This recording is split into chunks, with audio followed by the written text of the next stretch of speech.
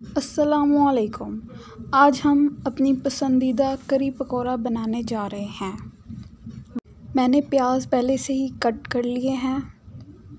जो एक्स्ट्रा थे वो मैंने अपनी मुर्गियों को डाल दिए। देखिए कैसे मज़े से खा रही हैं। और जब इनकी कोई पसंदीदा चीज़ इनके सामने डाली जाती है तो ये ऐसे ही लड़ लड़ कर खाती हैं और एक्टिव भी हो जाती हैं।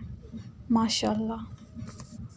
अल्लाह इन्हें बुरी नज़र से बचाए, आमीन। अब ये खाना पकाने ही नहीं दे रही, बहुत तंग कर रही हैं। मैंने लाल मिर्चों को अलग कर लिया है। इनको धो लें और साफ़ कर लें। मैंने प्याज और आलूओं को बेसन के साथ शामिल करके रख दिया है। बेसन को अच्छी तरह साफ़ करना है ताकि ये किसी मिलावट से पाक हों। इसको छाननी की मदद से अच्छी तरह छान लें। ये बिल्कुल साफ़ हो चुका है। वीडियो को स्किप मत कीजिएगा, एंड तक लाजमी देखें। अगर चैनल को सब्सक्राइब नहीं किया तो जल्दी से सब्सक्राइब कर लें और वीडियो को लाइक करते हैं। आलू और प्याज लेकर ऊपर मेंशन किए गए मसाला जात को इसमें शामिल कर देंगे। दही से लस्सी को बनाकर हम इसको करी में इस्तेमाल करेंगे। अब मैंने सुर्ख मिर्चों और लहसुन को एक पेस्टल में डाल लिया है। आपने अपनी सुर्ख मिर्चों को अच्छी तरह से धोना है और अब हम इसको मोटर की मदद से अच्छी तरह से कूट लेंगे।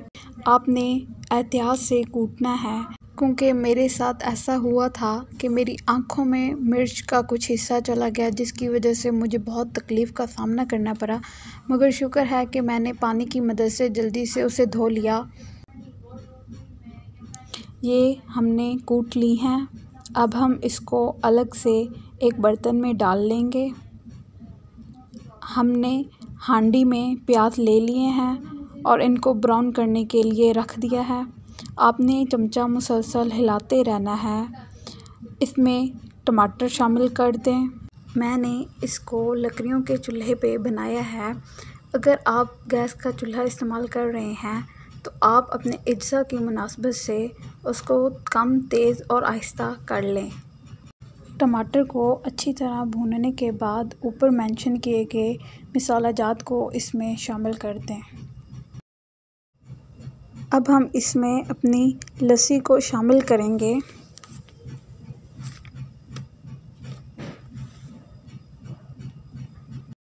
अब हमने अपनी करी को पकने के लिए छोड़ देना है।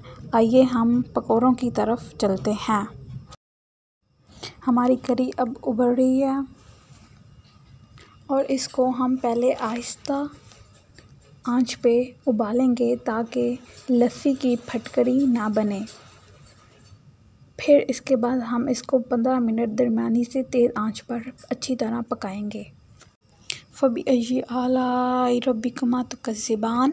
हमें हर मौका पर अपने अल्लाह ताला का शुक्रगुज़ार होना चाहिए जिसने हमें इतनी प्यारी नेमतों से नवाजा है। माशाल्लाह ये काफ़ी अच्छी फॉर्म में आ चुकी है। आप हमारी बनाई की इस तरकीब को ज़रूर ट्राई कीजिएगा। हमारी करी तैयार हो चुकी है। अब हम अपने पकोड़े बनाएंगे। पकोड़ों का सामान ऑलरेडी जो कि करी के साथ खाएंगे। पकोड़ों को दरमियानी आंच पर पकाएं ताकि वो जले नहीं। हमने गरम तेल में पकोड़े डालने शुरू कर देने हैं। सर्दियों में सबसे ज़्यादा धूप में बैठकर पसंदीदा खाई जाने वाली चीज़ पकोड़े ही तो हैं। हमने चम्मच की मदद से कढ़ाई में पकोड़ों को डालना है।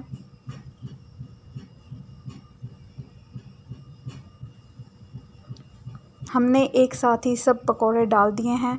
आप चम्मच की मदद से इसको आहिस्ता से उलट पलट करके देखें और दोनों साइड से अच्छी तरह से पकाएं। ये तकरीबन अब पक चुके हैं। अब हम इसको सर्विंग के लिए पेश करेंगे। हमारी करी और पकौड़ा तैयार हैं। आप पकौड़ा को केचप के साथ भी इंजॉय कर सकते हैं। खुश रहें और खुशियाँ बांटें। मिलेंगे अगली वीडियो में, तब तक के लिए इजाज़त दें। फ़ी अमानिल्लाह।